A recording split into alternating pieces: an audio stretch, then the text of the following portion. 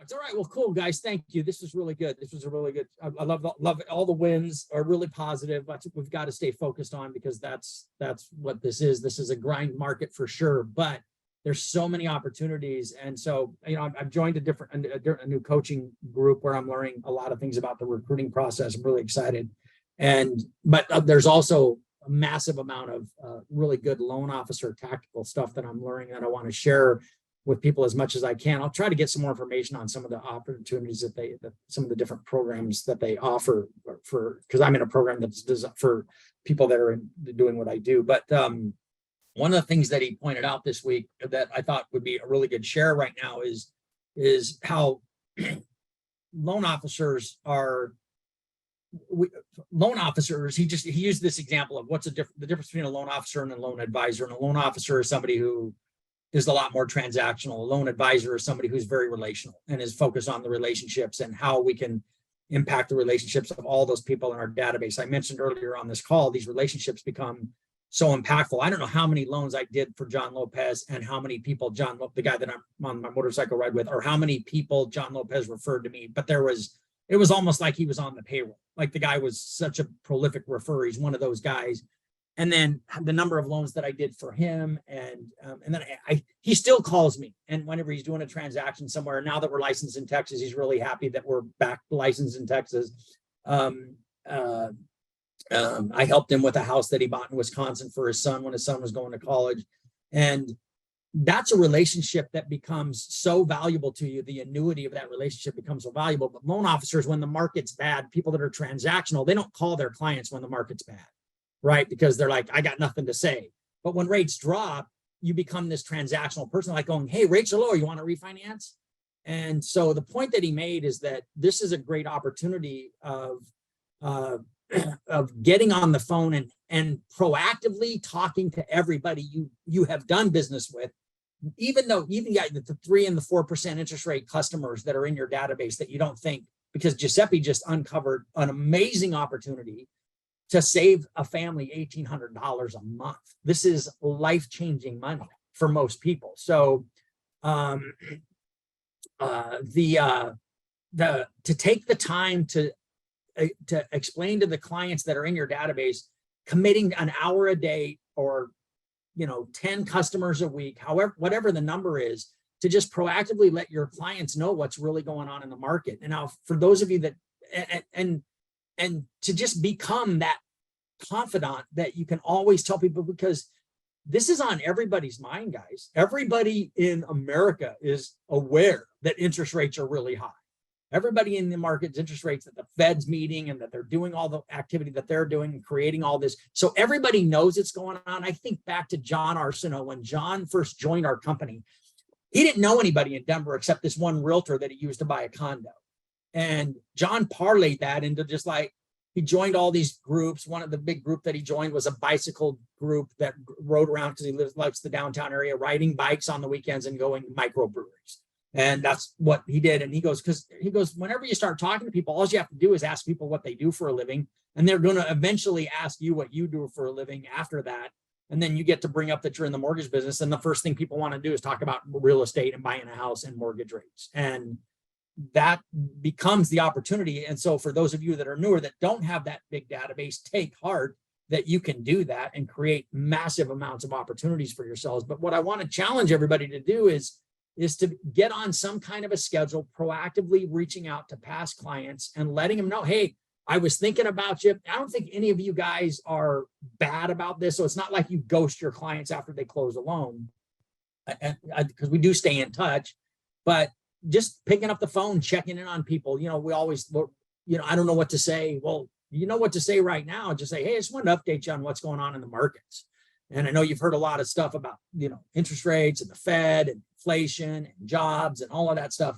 Let me tell you what we're seeing from our perspective, and just so that I can keep you aware of what's happening. And then you get an opportunity like going, if anybody else needs help with any of this information, I'm happy to share it with them. Now, if you don't have a big database, for those of you that don't have a big database of past clients, it's the same conversation for real estate agents that you're talking to, because they don't have any information to share. They're afraid to call their clients too, right? So they don't want to pick up the phone and have these conversations either. So making those calls, reaching out to people just to let them know proactively, you're just going to further deepen that relationship, because this market's going to turn. And I don't know, I'm not reading word for word everything that Chris is sending out, but there's a massive amount of information out there that makes us think that their opportunities are going to be pretty significant. Couple that with what we're hearing about companies downsizing and consolidating and laying people off. I think I heard G-Rate, massive number of people got laid off. I think 800 is the number that I heard.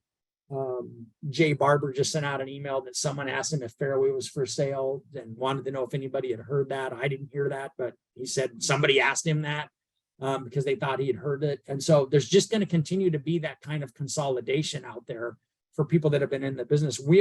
Zenith is in a great position because we've maintained we're not making a bunch of money, but we've maintained profitability. And when I say we've maintained profitability, we're in a not losing money mode. And that's the goal for 2022 for everybody, is try to eke out a small profit and we're doing that. So we're in a good position. And when you realize that there is such a massive need, when it gets like this, people go into hiding and they don't know what to say and they don't know what to do. That's the opportunity. Fill the void, because your customers are filling the void without you, and real estate agents are filling the void without you, because in the absence of information and communication, people make up their own story about what's happening. And you got to know that. And because we do it, we all do it all the time. Whenever we don't hear something, I wonder if this is what's going on. I wonder if this is what they meant. I wonder if this is happening, and they don't say anything, but you can be the one. And so the other option, we have that, we got a smoking nice studio to take advantage of. If the realtors don't know what to say or do, it would be a great opportunity to bring a realtor into the office and sit down with them and go, let's shoot a video together where we're talking to each other, and you can use the video to send out to all of your clients. So that could be an awesome opportunity for you to share, for you to give value to a real estate agent to go out, and you've got access to economic data that the realtors never have. And then they can bring in the housing data.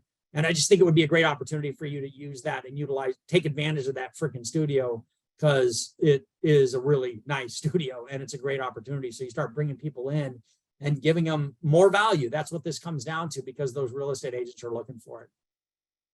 So I think that's a great opportunity. Does anybody else have anything they want to add or share or comment? I want to ask everyone, are you in your neighborhoods, are you guys seeing more for sale signs and rent signs? Because Platt Park is dude, it's insane. There's so many places. I've never seen this many places for rent.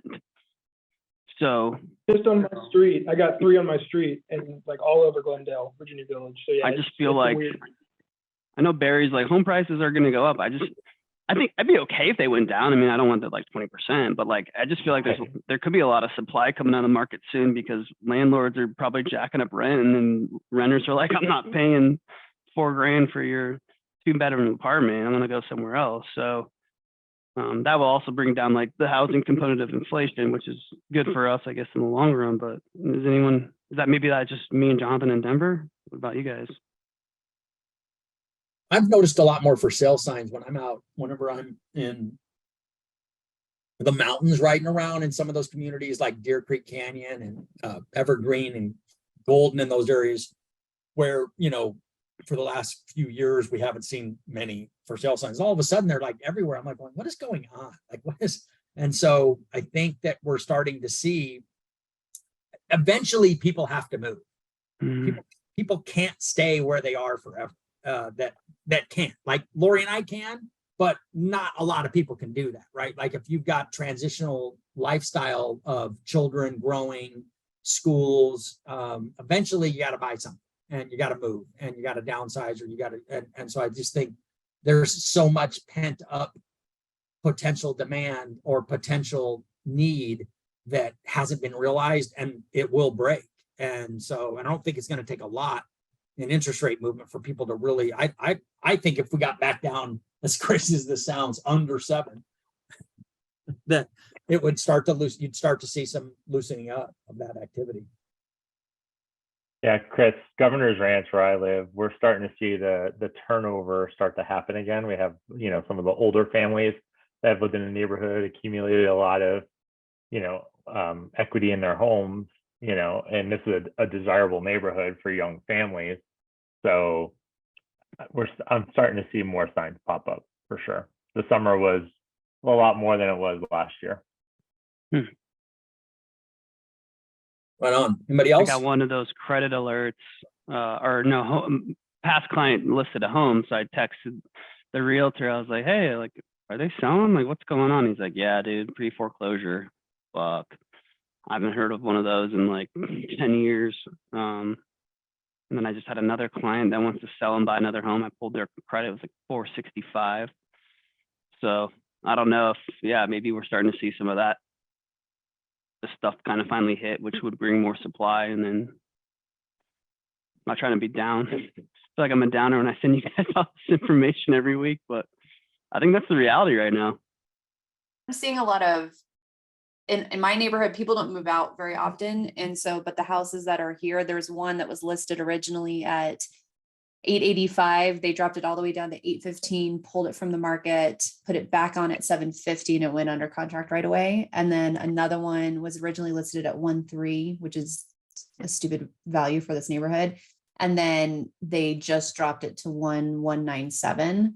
And it's still sitting there. So I think things are sitting a lot longer, unless it's like a perfect home. Well, and you thought the 1.3 was a little crazy, was really That was ridiculous. If that house is worth 1.3, mine's worth an astronomical number, which is absolutely not accurate. So we'll see. I hope it goes for 950 because that would be great. Yeah, we had the first $1 million house sell last month in Governor's Ranch. So wow. the first time. My mom and dad bought that neighborhood in 1980. What year would that have been? 80, 81, and they paid $190,000. It was 9452 West Hialeah Place, right off of Oh my gosh. Alton. Yeah. Yeah. So that's a lot of equity people have in their homes if they've lived here since they bought. Well, the interest rate when they bought that house, Dave, must have been like 9. Oh, it was Yeah. it was, I remember they refinanced it a couple of times. Yeah. Actually, it was worse. So what happened? Because that's a lot of money. I mean, They moved out in so my dad got promoted to vice president at Dillon Companies, and they moved to Hutchinson, Kansas. And like, sorry. and they were only there 6 months, and they moved back, and the company bought their house in Denver. And when they bought a house in Kansas, and then when they moved out, they wanted to move back in the house because the house had never sold because interest rates were crazy. They went back into it at like 16% interest or something. It was Yeah. crazy. Yeah. That's wild. Yeah. That's a high rate. Yes, that's a high rate. That's twice as high as we have today. That's one of the stories, like, oh, 16% interest. Yeah, somebody got it. Some people paid it. Chris and I were Right. talking about maybe sending out another debt consolidation type email to our databases, because things are going to get pretty ugly when student loans come back online in a month. I mean, I think it was Barry's, I don't know, it was that video that you sent out, Chris, a couple nights ago, where like there's a whole slice of population that's going to be hit with like a $500, $600 student loan payment that's never even made a student loan payment. And it doesn't matter what your income is. That's a big change to your lifestyle when you have to start making that. So Yeah, people haven't made student loan payments in 3.5 years. That's crazy. So yeah, it's going to be a huge lifestyle change. all the people that graduated and went out, had good jobs over the last 3 years, went out and bought, a home at the top end of their price point. Like they had never even made a student loan payment. Now they're going to have those payments come online. So I don't know. I'm thinking about sending out something. Yeah, I think it would be a good idea to reach next out to week marketing. again. Yeah, I was just gonna say, I'll send an email to marketing, and I'll just let them know, hey, can you put something together for another debt consolidation refinance? They have like 4 or 5 templates. Yeah, we got a bunch. Yeah. Yeah, okay. Well, then guys, just reach out and have them tee it up for you. Yeah, I think that's gonna be my September marketing. Just call a lot of my past clients in that email in preparation of maybe potential lower rates and then student loans kicking in October. Well, so rather the than- challenge. You don't want to wait till October. You want to like try to get them ready before then. So my challenge to everybody then is simple. It's just like, look, just commit to a number of how many past clients you're going to reach out to on a weekly basis. And then how many real estate agents are you going to talk to and make that offer to like, come on into have a studio. We can shoot a video together and we just talk about what's going on in the markets because we want to proactively, and well, your realtors would really appreciate the opportunity for you to help them put some information together because they don't know what to say to their clients either for the most part. And the All right, parents are this- gonna have to help their kids too. I mean, Yeah. Yeah, no, there's big opportunity on the student loan thing. That's gonna be Yeah. interesting. That's gonna really be interesting. All right, guys. Let's wrap it up. Thanks a lot. This was a great call. We're not gonna do a coffee. I'm gonna be on the road, so I won't be able to do this next week. So it's the Friday before Labor Day, but let's have an awesome week, finish the week strong. And hope you guys have a great weekend.